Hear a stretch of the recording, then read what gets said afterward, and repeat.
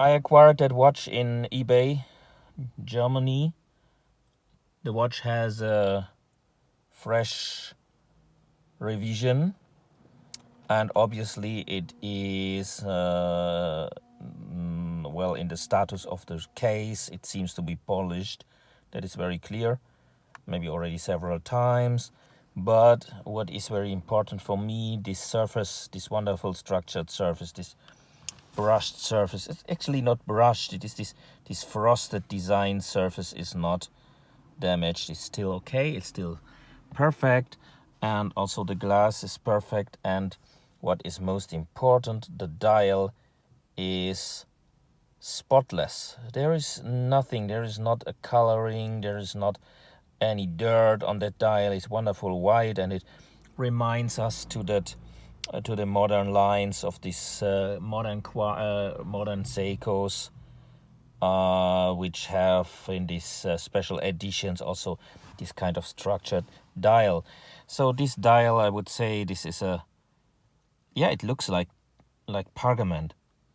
The watch is I prefer to have the day in kanji.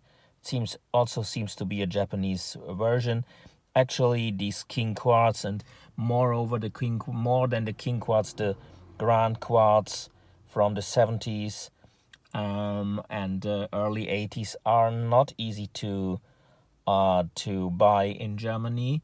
Mostly you must buy them in Japan, and then you have the hassle with the customs, and not cheap anymore. And here in Germany, quite seldom, because I think the Quartz Seikos with that relatively high price level, I think this was in that time in 1976, it was around 59,000 yen. 59,000 yen. So if you see 100,000 yen in that time is about 190,000 yen nowadays, and that makes it around 1,400 euro. So you can see this one already around 700 euro, 600 euro. This was not a cheap watch. This is a quite expensive middle class watch, maybe upper class watch in that time. So typically for the King Quartz, the crown is not marked, and it's the classic, the typical Taro Tanaka design. It has this edgy shape, which is unfortunately through that polishing a little bit disappeared, but still you can see that very, very good. And this design has the speciality. It's very peculiar because it's a diamond design. It has a lot of sides, polished sides, changing with brushed sides, and making a nice reflection.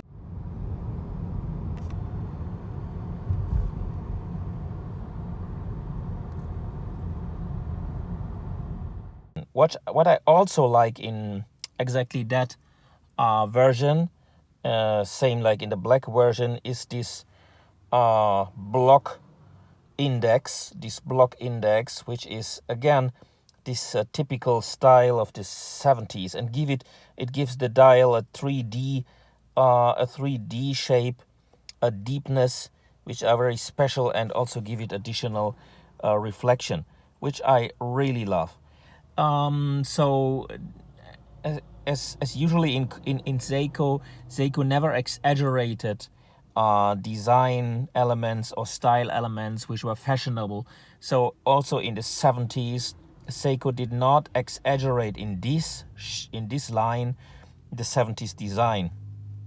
So even if we have a clear reminiscence to the 70s design, it is still quite decent and can be easily worn nowadays. Basically, I like 70s watches, so I also like these very exaggerated 70s watches with a big index or with the strong colors, strong reflections, big shapes, square shapes, tonneau shapes, and all this. But to be honest, this is not very much in fashion.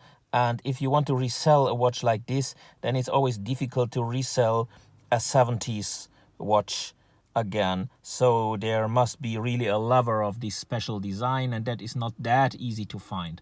So this is not the case in the Seiko King Quartz and Grand Quartz and Seiko SQ line in that time. But this one is very classic, still very classic, and I really love it. It is a watch which is not looking old-fashioned, even if it's a small watch. Same, I think it would be around 34 or 35 millimeter diameter.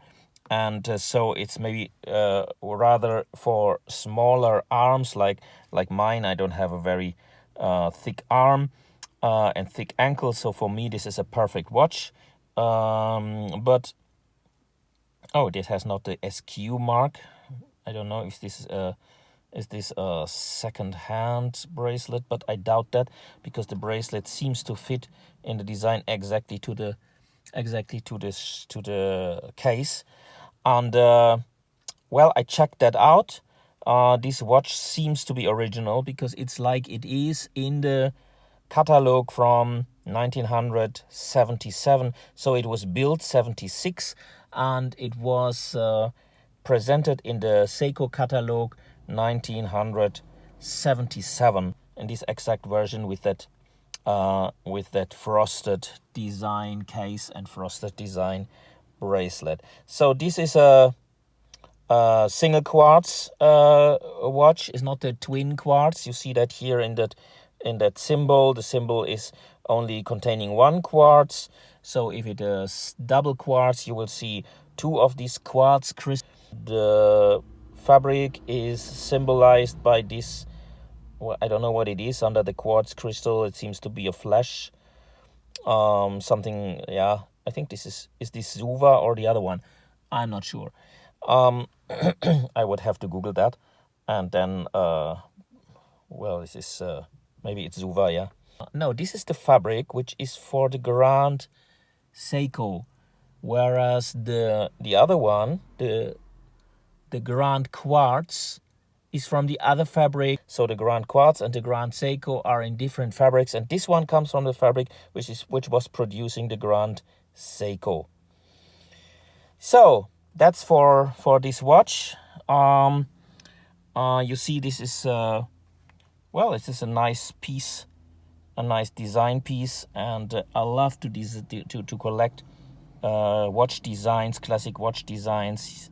You don't need much space for it, and you have very nice examples of the design taste of that period. So have a nice day. I will also have a nice day, hopefully, with that very sunny day today. So I think the spring will now come, and yeah. So I see you in the next presentation of the next watch. Bye bye.